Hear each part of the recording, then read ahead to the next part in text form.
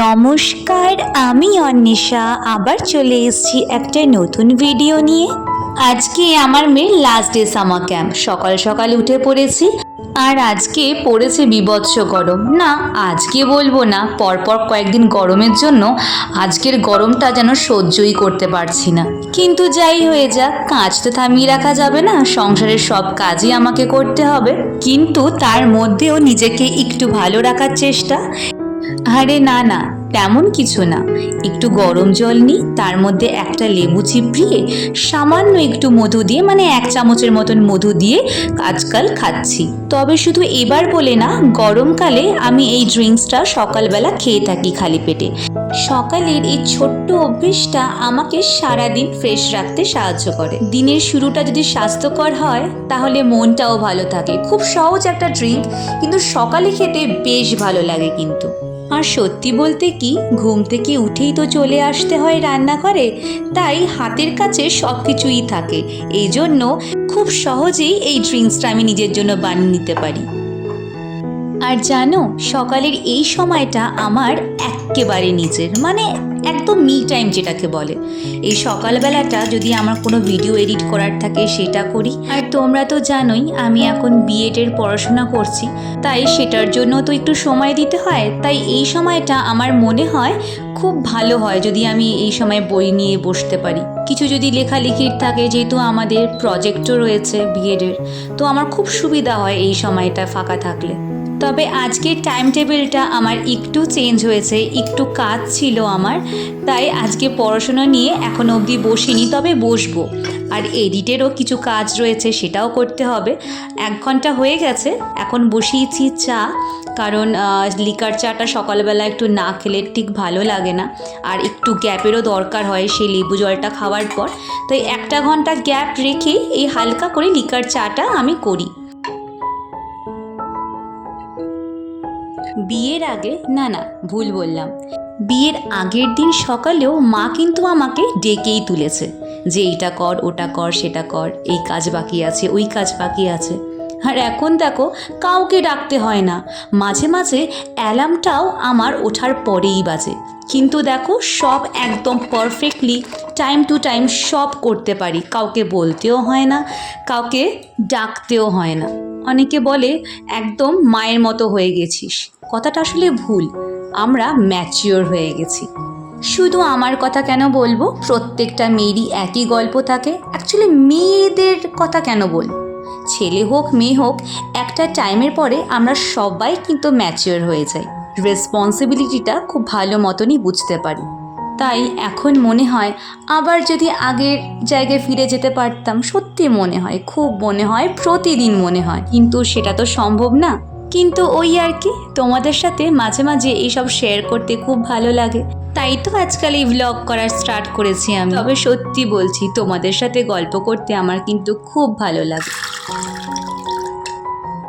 এখন বাজে প্রায় 8:30টার মতো, আমার মেয়েও প্রায় রেডি হয়েই গেছে। আর আমি এখানে একটু মুসুরির ডাল দিয়ে আলু সেদ্ধ বসিয়ে দিচ্ছি। সকালবেলার ব্রেকফাস্টে আমার হাজব্যান্ড বলছে আজকে একটু ভাত খাবে, তাই এটা একেবারে সব পেঁয়াজ, তেল, নুন সব কিছু দিয়ে একেবারে বসিয়ে দিচ্ছি। একটু হলুদও দিলাম আজকে, আর সাথে একটুখানি ভাতও বসিয়ে দেব। তবে দুপুরবেলা কি করব এখনও অবধি কিছু ঠিক করিনি, দেখা যাক কি হয়। আমাদের তো হুটপাট ঠিক হয়, আগের থেকে সত্যি বলতে গেলে ঠিকই করা যায় না। তবে ভাতটা বসিয়ে দিয়েছি, যদি কিছু মাছ আনে তাহলে মাছ করবো, আর না হলে দেখা যাক কি করা যায় আজকে।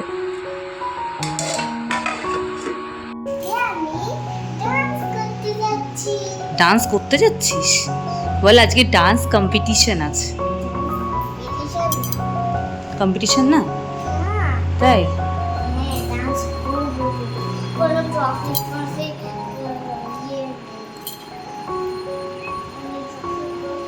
ট্রফি দেবে না? ঠিক আছে, তুমি কম্পিটিশনের মতনই ডান্স করবে। হ্যাঁ, তো সবার থেকে ভালো হয় ডান্সটা। ঠিক আছে, কোন ডান্সটা করবি তুই?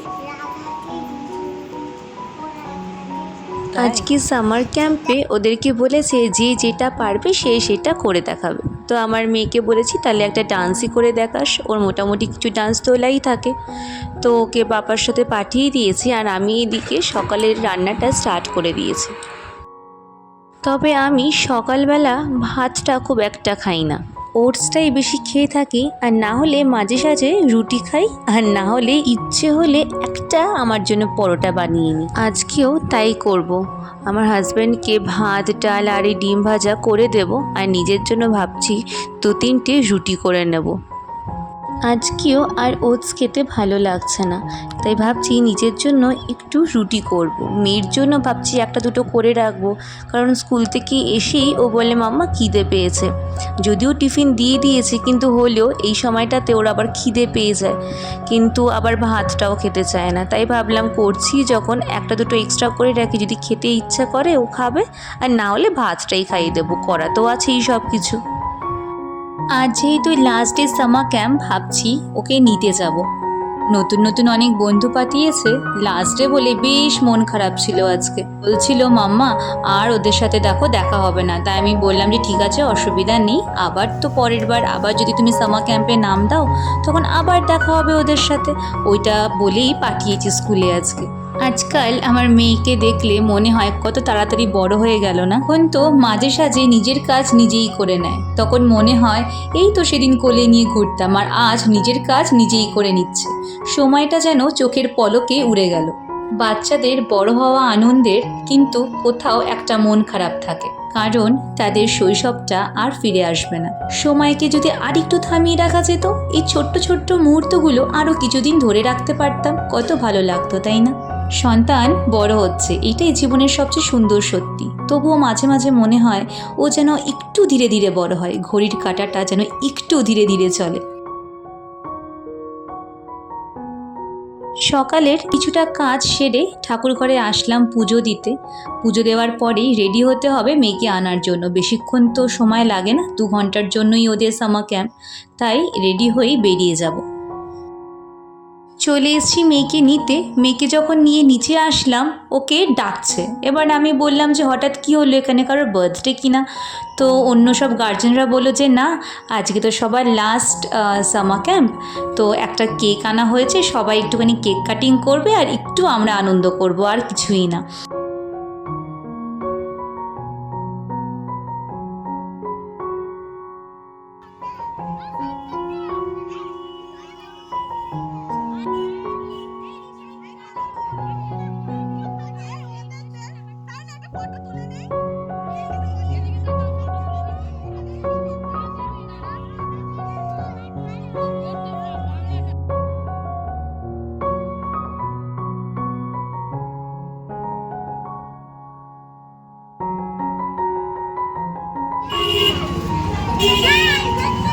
ভালো খেতে, ভালো।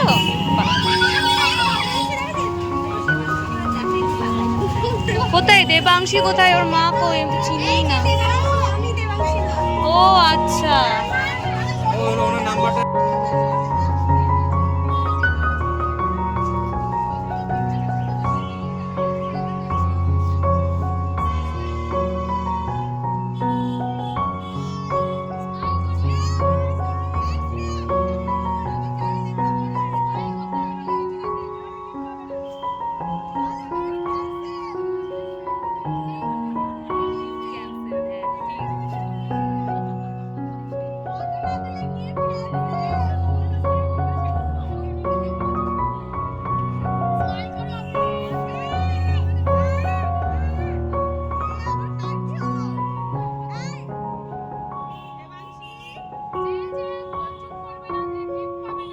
এতক্ষণ হুলস্থুলের পরে সবাই চলে গেছে, আর আমি একটু বায়না করেছি চায়ের জন্য। ভর দুপুরবেলা, বুঝতেই পারছো তোমরা সবাই, কিন্তু এই চা লাভারদের এই প্রবলেমটা আছে। যতই গরম হোক শীত হোক, চা 1 কাপ চাই না। শীতকালটা বলবো না, গরমকালেও চা খাচ্ছি দেখে তোমরা একটু অবাকই হচ্ছে। যদিও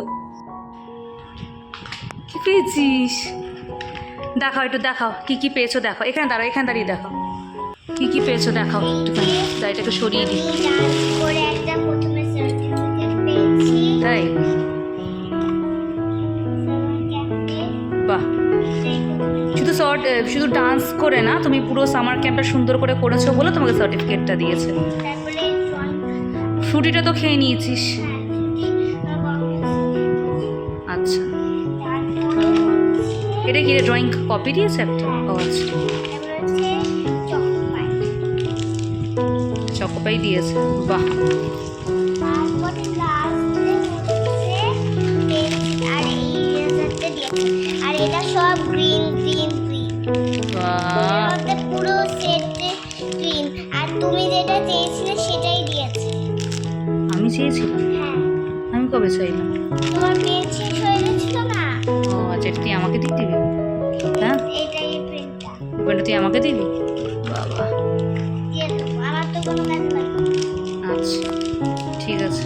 তোমার সামার ক্যাম্প কেমন লাগলো যে তুমি 7 দিন ধরে করলে সামার ক্যাম্প? ভালো। হ্যাঁ, ফ্রেন্ড হয়েছে? ফ্রেন্ড হয়েছে? আরেকদিন করি। আচ্ছা, তোমার ফ্রেন্ড হয়েছে? হ্যাঁ, অনেক ফ্রেন্ড। অনেক ফ্রেন্ড হয়েছে? ফ্রেন্ডের নাম কি? নাম্বারও নেওয়া হয়ে যাচ্ছে। নাম্বারও নিয়েছিস? ফোন নাম্বারও নিয়েছিস? বাহ, ঠিক আছে, এবার একটুখানি ড্রেস ছেড়ে ঠেড়ে নাও। মেয়েকে আসার পরে ওই যে রুটি করেছিলাম ওখান থেকে দিয়ে দিলাম একটা, বললাম একটুখানি এখন খেয়ে নে, কারণ ভাত খেতে চাইলো না।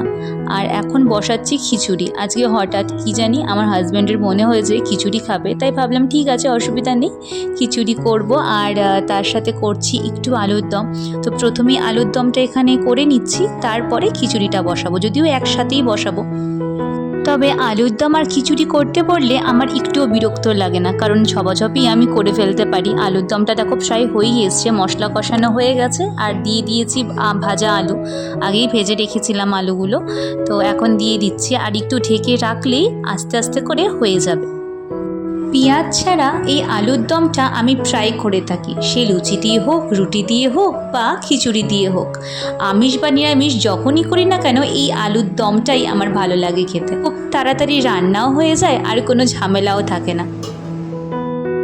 আর এখন বসিয়েছি খিচুড়ি, মানে ডালটা একটু ভেজে নিচ্ছি, ভেজে নিয়ে একটুখানি ধুয়ে নেব, বলে নাকি একটা গন্ধ থাকে ডালে, তো আমি তার জন্য করি। তো আমি একদিন না ধুয়েই খিচুড়ি করেছিলাম, তো এমন কিছু তো আলাদা আমার লাগেনি, এবার যাদের লাগে। আর এই যে দেখো এই পাঁপড়টা কি সুন্দর দেখতে, এটা না ABCD লেখা, মানে কি সুন্দর ভাজার পরে দেখো কিরকম কালারফুল হয়ে গেছে। অনেক দিন ভেবেছি ভাজবো, তা ভাজা আর হয় না, তা আজকে ভাবলাম খিচুড়ির সাথেই ভেজে নিই। আর এখানে খিচুড়ির মশলাটাও কষে গেছে, এরপরে চাল আর ডাল দুটো একসাথে দিয়ে দেবো। গোবিন্দভোগ চালটা আজকে খুব ভালো সুন্দর গন্ধ উঠেছে জানো, যখনই আমি মানে প্যাকেট থেকে খুলে যখন নামিয়েছি তখন থেকেই গন্ধটা ছেড়েছে।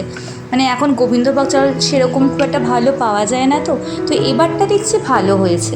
আমার রান্না প্রায় শেষ, এখন বসবো খেতে। প্রচণ্ড খিদে পেয়েছে, সবার খিদে পেয়েছে, তাই আজকের ব্লগটা কিন্তু আমি এখানেই শেষ করছি। দেখা হবে অন্য কোনো ভিডিওতে। ভালো লাগলে লাইক করো, কমেন্ট করো, আর এরকম নতুন নতুন ভিডিও দেখার জন্য অবশ্যই কিন্তু আমার এই ছোট্ট চ্যানেলটিকে সাবস্ক্রাইব করো। আজ তাহলে আসি, খুব ভালো থেকো, সুস্থ থেকো, টাটা।